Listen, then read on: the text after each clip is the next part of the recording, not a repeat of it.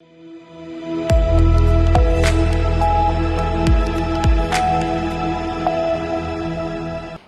आप देख रहे हैं सी न्यूज भारत और मैं हूं ऋषभ सक्सेना। वक्त तो चला है न्यूज बुलेटिन का। इस न्यूज बुलेटिन में हम बात करेंगे औरैया की, जहां प्रेमी के घर रह रही किशोरी की इलाज के दौरान संदिग्ध हालात में मौत हो गई। आगे बात करेंगे फर्रुखाबाद की, जहां जिलाधिकारी ने पशुपालन विभाग के वाहनों को हरी झंडी दिखाकर रवाना किया। ऐसी तमाम खबरों की विस्तार से चर्चा करेंगे इस बुलेटिन में। अयाना थाना अध्यक्ष अजय कुमार ने टीम के साथ जैनपुर पुलिया के पास घेराबंदी कर महेवा निवासी अमित कुमार को गिरफ्तार कर लिया। बता दें कि अजीतमल कोतवाली के एक गांव निवासी महिला ने अयाना थाना में मंगलवार को रिपोर्ट दर्ज कराई थी। बताया था कि बटपुरा महेवा निवासी अमित गौरव उसकी 16 वर्षीय बेटी को बहला कर ले गए थे। बेटी के मिलने के बाद आरोपी 21 अक्टूबर 2024 की सुबह 10 बजे बेटी को दोबारा बहला कर ले गए। उसकी बेटी अमित कुमार गौरव उसके परिवार के चरण सिंह, मुलायम सिंह, नीलू देवी, श्री कृष्ण के कब्जे में रही। बेटी ने कई बार फोन पर बताया कि आरोपी उसको बंधक बनाकर ले गए और मारपीट करते हैं। 20 जुलाई को उसे गांव के लोगों ने बेटी की हत्या किए जाने और अंतिम संस्कार करने की जानकारी दी। इस पर वो पुलिस लेकर महेवा पहुंची। पुलिस ने चिता से अज्जला शव उठाकर अंतिम संस्कार किया था। अयाना थाना अध्यक्ष अजय कुमार ने बताया कि गिरफ्तार किए गए आरोपी को कोर्ट में पेश करने के बाद जेल भेजा गया है। शेष आरोपियों की तलाश में दबिश दी जा रही है। जल्द ही उन्हें भी गिरफ्तार किया जाएगा। औरैया से सी न्यूज संवाददाता राजेश कुमार मिश्रा की रिपोर्ट। खबर फर्रुखाबाद से है, जहां जिलाधिकारी ने पशुपालन विभाग के वाहनों को हरी झंडी दिखाकर रवाना किया। जिलाधिकारी आशुतोष कुमार द्विवेदी ने बताया, बाढ़ प्रभावित क्षेत्रों में जानवरों में खुरपका और गलघोंटू बीमारी फैलने का खतरा बना रहता है। पशुपालन विभाग की एम्बुलेंस 7 ब्लॉक के गांव-गांव में टीकाकरण करेगी। जिले में लगभग 5 लाख से अधिक पशु हैं, जिनका अभियान चलाकर टीकाकरण किया जाएगा। गौशालाओं में सभी गौवंश का टीकाकरण हो गया। जो भी नए आए हैं उनका टीकाकरण कराया जाएगा। पशुपालन विभाग की आज एम्बुलेंस को हरी झंडी दिखाकर रवाना किया। क्या अभियान है, कब तक चलेगा ये आज से 5 सितंबर तक चलेगा। लोगों को जागरूक किया जाएगा। मुहपका, खुरपका के टीकाकरण के लिए मोटिवेट किया जाएगा। वैसे लगातार टीकाकरण हो रहा है, मैक्सिमम हो भी गया है, फिर भी कहीं कोई त्रुटि ना रहे, कोई बाकी ना हो उसको, और इसके लिए जागरूकता अभियान चलाया जा रहा है। 6 एम्बुलेंसेज हैं और लगभग हमारे यहाँ 5.5 लाख विभिन्न प्रकार के पशु हैं। उन सबको इससे लाभ दिलाना है टीकाकरण से। गौशाला में भी इसका टीकाकरण कराया जाए। हाँ, गौशाला के तो सारे टीकाकरण करा दिए गए हैं। फिर भी कहीं नए पकड़ कर आएँ या कहीं से कुछ निराश्रित आए तो उनको टेकअप किया जाए। कोई पशु बिना टीकाकरण के न छूटे, इसके लिए अभियान चलाया जाएगा। फर्रुखाबाद से सी न्यूज संवाददाता आदेश की रिपोर्ट। कोविड-19 में आउटसोर्सिंग तैनात 38 स्वास्थ्य कर्मियों को शासन के निर्देश पर हटा दिया गया था। संविदा कर्मियों ने अपनी नौकरी दोबारा पाने को धरना प्रदर्शन किया था। कर्मचारियों की समस्या को देखते हुए जिलाधिकारी ने कोविड-19 के कर्मचारियों को बहाल किए जाने के संबंध में शासन को पत्र लिखा था। शासन ने जिलाधिकारी के पत्र को गंभीरता से लेते हुए सभी कर्मचारियों को पुनः बहाल करते हुए बुधवार को कलेक्ट्रेट सभागार घर में सभी कोविड-19 के समय तैनात रहे स्वास्थ्य कर्मचारियों को नियुक्ति पत्र वितरित किए। नियुक्ति पत्र मिलने के बाद आउटसोर्सिंग कर्मचारियों ने कहा कि जिलाधिकारी की वजह से उन्हें नौकरी वापस मिल सकी है। उनका जितना धन्यवाद किया जाए उतना कम है। कर्मचारियों ने कहा कि पूरी जिम्मेदारी के साथ अपने दायित्वों का निर्वहन करेंगे। बहुत खुशी हो रही है। डीएम सर ने हमारा बहुत सहयोग किया। हम लोग डीएम सर के आभारी हैं और बहुत डीएम सर की मेहनत और काफी लंबा संघर्ष करना पड़ा आप लोगों को। संघर्ष करने के बाद डीएम साहब की मेहनत की वजह से हम लोगों को आज जो है नियुक्ति पत्र हम लोगों को मिल पाया है। किस तरह से मेहनत करेंगे आप लोग? कि यहाँ से मेहनत करेंगे, जिस तरीके से हमारा काम होता है उस तरीके से हम काम करेंगे। अच्छा, जो नियुक्ति पत्र पड़े हैं मिला है आपको, उसमें कुछ कहीं से कोई अड़चन वगैरह आपको मिली? नहीं, कुछ नहीं। चलो ठीक। नर्सेस की तैनाती हुई जिला अस्पताल में, क्या पूरा मसला, किस तरीके से तैनाती हुई, क्या सेवाएं प्रोवाइड करेंगे? कोविड अवधि में आउटसोर्सिंग से लोग उस विषम परिस्थिति में डिफरेंट स्टाफ काम किए थे। बाद में कोविड के बाद उनकी अवैधता समाप्त कर दी गई थी। गवर्नमेंट का एक ऑर्डर आया कि एनएचएम के विभिन्न कार्यक्रमों में यदि कोविड काल के कार्यरत और अनाबद्ध आउटसोर्सिंग से लिए जाने वाले पद खाली हों और उसकी ज़रूरत महसूस कर रहा है जिला स्वास्थ्य समिति, तो उसको आबद्ध करके काम कराया गया। तो उसी प्रक्रिया में आज 38 स्टाफ नर्स को आउटसोर्सिंग से आबद्ध किया गया। ये सभी सर कहाँ काम करेंगे?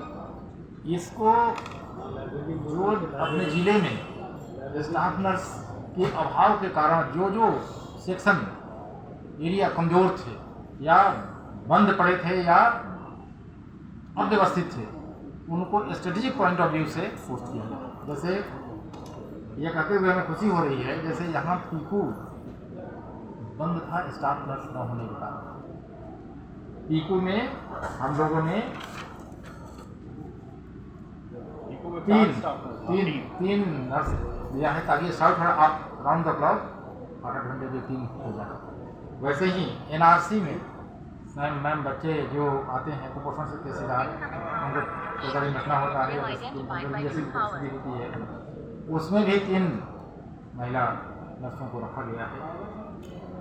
आप देखते हैं जेरियाट्रिक वार्ड में सब भरे रहते हैं बुजुर्ग, वहाँ भी हम लोग 2 दिए हैं, 1 थे केवल 2 दिए हैं ताकि उनकी इमरजेंसी फीमेल वार्ड में केवल 1 नर्स पहले से काम कर रहा है, अभी हम 2 दिए हैं वहाँ। OT बताइए, सर्जरी OT में 24 घंटे में केवल 1 सर्जरी, एक्सीडेंट ये वो आए दिन दिक्कत होती रहती है, लेकिन एक आदमी 24 घंटा 7 दिन कैसे काम करेगा? वहाँ भी हम लोग 1 दिए हैं। सर्जिकल वार्ड में भी केवल 1 नर्स थी, वहाँ भी दिए हैं ताकि वहाँ भी चले। मेडिकल वार्ड में भी हम लोग 2 दिए हैं। फिर मतलब आश्चर्य लगेगा आपको कि PMC ward 100 bedded after delivery care का जो हॉस्पिटल है महिला, वहाँ 24 घंटे 7 दिन 1 नर्स पर काम चल रहा है। ये अभाव था, अव्यवस्था थी। वहाँ हम लोग 5 दिए हैं ताकि राउंड द क्लॉक 2 आदमी, 100 बेड है, 70-75 महिलाएं रहती हैं आफ्टर डिलीवरी, कोई तो केयर करे। फिर वहाँ भी OT में 2 ही थे, डिलीवरी की OT में राउंड द क्लॉक में दिक्कत होती थी, 1 वहाँ भी दिए। लेबर रूम में भी 3 दिए हैं। वैसे ही कई CHC जहाँ की 0 चल रहा था, यदि काउंसिल में 0 था, वहाँ हम लोग 3 दिए। कायमगंज में 3 दिए, कमालगंज में 1 दिए, मोहम्मदाबाद में 2 दिए। राजेपुर हमारा एस्पिरेशनल डिस्ट्रिक्ट भी है, ब्लॉक भी है, और वहाँ भीड़ भी काफ़ी आती है। अभी मैं पिछले 10 दिवस में गया था तो उसके इंस्पेक्शन में गया, काफ़ी भीड़ थी, लेकिन स्टाफ नर्स का अभाव था। तो वहाँ हम लोगों ने 5 दिया है ना, 5 दिया है ताकि ग्रामीण दूरस्थ और अन्यथा प्रभावित हमारा CHC भी अपने मूल उद्देश्य को पूरा कर सके। शमशाबाद में 1 दिया है। एक आप देख रहे थे L2 हॉस्पिटल जो है, जिसका आज हम लोग निरीक्षण किया था, वहाँ भी स्टाफ नर्स के अभाव में डिलीवरी का काम नहीं हो पा रहा, तो वहाँ भी 2 दिया है ताकि वो भी फंक्शनल हो, ताकि भार कम पड़े जिला अस्पताल में इन कामों के लिए। तो ये सोच समझकर स्ट्रेटेजिक पॉइंट व्यू से जिले की हेल्थ की चतुर्दिक विकास में ये 48 का क्या बेस्ट सदुपयोग हो सकता है, उस दृष्टि से पोस्टिंग इनकी की गई है। और इस बात का और भी ख्याल रखा गया है कि जो दूसरे प्रदेश या दूसरे राज्य के और दूरस्थ हैं, उनको दुरुस्त ही किया जाए ताकि वो इसी बहाने आकर वहाँ निवास करेंगे तो नेचुरली बढ़िया काम करेंगे। हर जगह नर्सेज हॉस्टल वगैरह है, ऐसी खाली पड़ा हुआ है। इस बात का भी ख्याल रखा गया है कि कोई अपना नज़दीक नहीं कि हम एटा के हैं तो एटा के बगल वाले में ही रहे, आए जाए नहीं, तब भी कोई कंट्रोल नहीं। एटा के हैं तो राजेपुर में आइए, 100 किलोमीटर पर डे आना जाना आपके लिए किसी के लिए संभव नहीं। तो वहाँ नर्सेज क्वार्टर्स लिए वहाँ रहें। तो स्ट्रेटेजिक पॉइंट ऑफ व्यू से पोस्टिंग की गई है। कितने सर प्रमाण पत्र आज कितने 38 को समायोजन कराया गया है। ठीक। और ये इस बात की खुशी है, आप लोग भी पूछ लीजिएगा, कहीं से कोई किसी तरह का